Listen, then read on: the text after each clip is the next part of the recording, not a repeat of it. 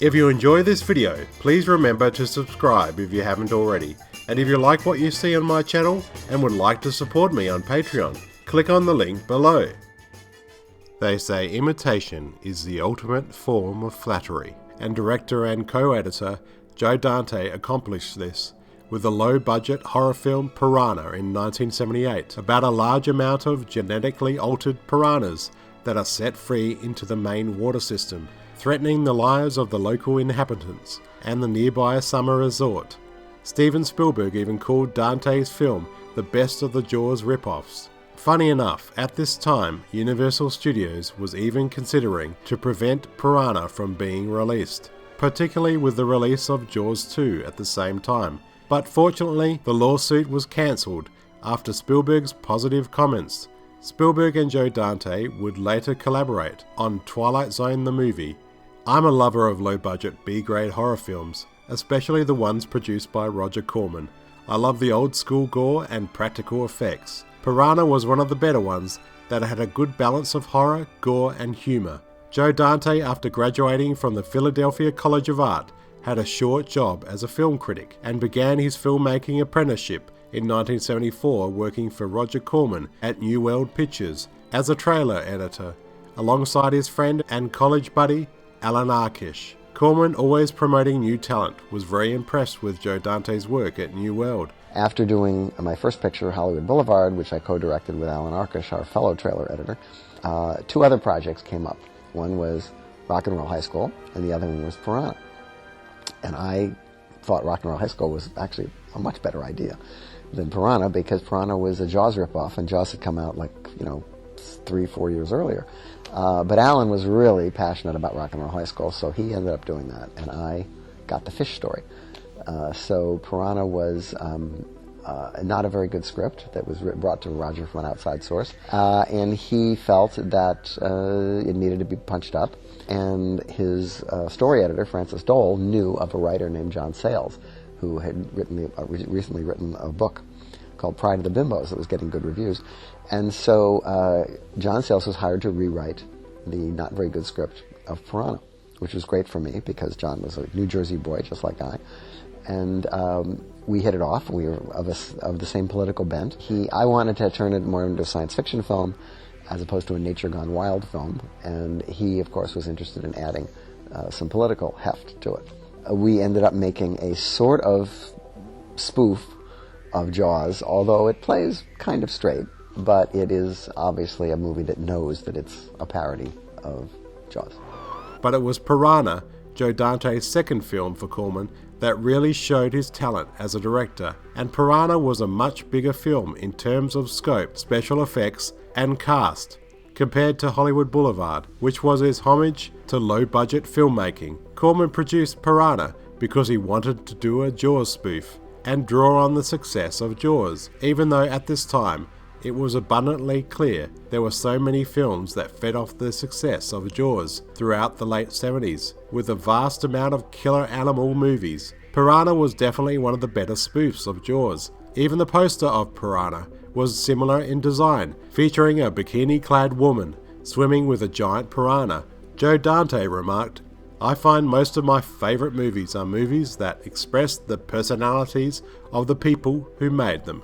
Dante always added his little touches in his films. One of them was a small two-legged humanoid lizard creature that appears on the countertop in a lab. The stop-motion monster was a homage to Ray Harryhausen, and it was Dante's hope to bring the creature back a few more times. There was no stop motion in the original script, but Phil Tippett was a friend of mine, and we, the producer John Davison and I, really loved stop motion, and we figured we wanted to find a way to get it into the picture. So in the Mad Doctor's laboratory, we decided that we would have a creature, undetermined of exactly what it was or how, that was wandering around in the lab. And unfortunately, this was a decision we made after we had shot some stuff with the actors. And I said, it's because we're telling the audience that that's what kind of movie this is, that this is a movie for people who like those kind of pictures. Dante even hoped to end Piranha with a giant version of the creature attacking a pier, but unfortunately they didn't have the budget to pull it off. Then we thought it might be cheaper to have the monster running across the road and get run over by the car during the chase at the end, but basically we just were satisfied in having him in the picture at all.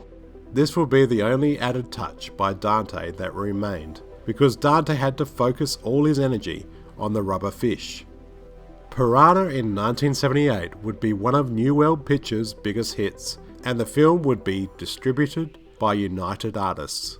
The movie was one of the first efforts for effects by now legendary makeup artists Rob Bottin and Phil Tippett, who is known for much of his work at ILM for films like Jurassic Park. We had a whole group of effects guys, many of whom had just come off Star Wars and were making their names in Hollywood. But they were pretty well done, and when you put them on the end of a stick with a little lever, you could make the mouths move, and that's why the frame rate was so important. And when they would chomp into prosthetic legs and prosthetic bodies, and little pieces of the bodies would come out along with the Caro syrup, it was moderately disgusting. It was actually pretty much what we wanted. Rick Baker was originally going to provide the makeup effects, but recommended 17-year-old Rob Bottin. The special effects budget was $50,000. Peter Fonda, who was considered for the lead role, would pass because he was worried that the effects would be terrible. Bradford Dillman from Escape from the Planet of the Apes would take the lead role. The cast would feature many great character actors, some that would continue working with Joe Dante on all of his movies. A perfect example of this would be Dick Miller, who would develop a long-standing relationship with the director. Actress Heather Menzies from The Sound of Music and the horror Sss would co-star Keenan Wynn and Barbara Steele and Kevin McCarthy from the 50s film Invasion of the Body Snatchers. Piranha was reported to have been shot in 30 days for just $660,000, which was a tiny budget. The movie was shot at the Aquarena Springs and Resort theme park in St. Marcos in Texas. During production of the film, extras were all paid $5 a day and given a box of lunch. The film had many production problems, including last-minute cast changes, underwater cameras that kept breaking down, union problems, and unusable second unit footage. While Dante was frantically editing the film, at the end of his 30-day schedule, he was convinced it was the worst film ever made after he saw a rough cut of the film. Screenwriter John Sayles felt the same way and decided to leave the movie business behind forever and go back to writing novels. Sayles would in fact use the profits from the film to fund his own projects. Belinda Belasky's death scene was shot in a pool. 30 fake piranhas were attached to her body with gaffer tape, and a bunch of crew members pulled her into the deep end of the pool with ropes to make it look like her character was sinking into the water. Roger Corman thought the first version of this scene didn't have enough blood. Joe Dante even takes a lot of risks in Piranha, even showing kids getting killed, eaten and mauled. This was something that was taboo in movies, showing innocent kids getting killed violently. The body count in this movie is high, as the piranhas move on and start attacking and eating tourists. Even though these scenes of carnage are intense, we can forgive this because the tongue-in-cheek humour and great characters, thanks to John Sayles' script, overshadows the carnage and blatant nudity, making the film even more enjoyable to watch. You just can't help but enjoy the ride and not take it seriously. According to Joe Dante, the noise that the piranhas make underwater are the sounds of dental drills. He remarked that they would put the edge of the drills into the water, and an underwater mic captured the sounds when they were turned on. The score for Piranha was composed by Pino Donaggio. He has composed music for a number of films. Among his work was mainly for horror films, including Don't Look Now, Tourist Trap, The Howling, and Seed of Chucky.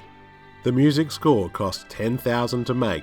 Piranha was released August the 3rd of 1978. The film would be a commercial success and later achieved a cult following. Piranha was even followed by a sequel, Piranha 2: The Spawning in 1982, a sequel that was actually director James Cameron's first feature. Cameron also worked for Corman at New World Pictures, doing model work for films like Battle Beyond the Stars and Galaxy of Terror. Following this, there were two remakes, The straight remake, titled Piranha in 1995, a made-for-TV remake that used footage from the original film for certain scenes. There was even another remake in 2010 titled Piranha 3D. There was even a straight sequel titled Piranha 3DD, and you can imagine how bad that was going to be. The film even had David Hasselhoff getting killed by piranhas. In 1978, after the release of Piranha, reviews were mixed. Critic Roger Ebert mocked the film, saying it had really bad special effects and the odd compulsion of the characters to jump into the water the very moment they discovered it was infested by piranhas. Variety remarked that the film was not without its exciting moments, and noted that the in-jokes for film buffs added another dimension to a routine potboiler. What's not to like about Piranha? It's a gory and tongue-in-cheek film that just has fun. It knows not to take itself too seriously. Joe Dante offered something new, and it wasn't just another Jaws spoof. I'm a fan of Joe Dante. I've loved his films since I saw Gremlins in the cinema in 1984 at the young age of 11. Working in a video shop in the 90s made me appreciate Dante even more, and I made it my job to watch every one of his films. I remember seeing the VHS cover for the first time and was drawn to it, and have loved the film ever since. My name's JonnyBaak. Thanks for watching.